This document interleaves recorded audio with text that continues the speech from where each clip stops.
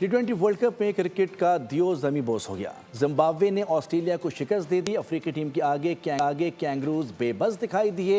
170 के ताक़ुब में ऑस्ट्रेलियाई टीम 146 रन पर ढेर हो गई।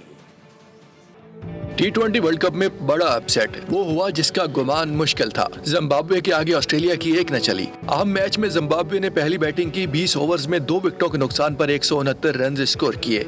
ब्रेन बेनेट ने 64 रन की शानदार इनिंग्स खेली, जबकि तादियोंशे मुरुमानी और रियान बिल ने 35 रन स्कोर किए। सिकंदर रजा भी 25 रन की इनिंग्स खेल सके।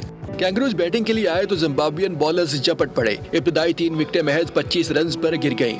मैक्सवेल ने 31 रन के साथ थोड़ी सी मज़ाहमत दिखाई। मैट रेनिश 65 बनाकर मैच को आगे तक ले गए। ताहम जिम्बाब्वे ने विकेटें उड़ाने का सिलसिला जारी रखा। आखिरी ओवर में पूरी टीम 146 रन पर आउट हो गई। जिम्बाब्वे ने मैच 23 रन से जीत लिया।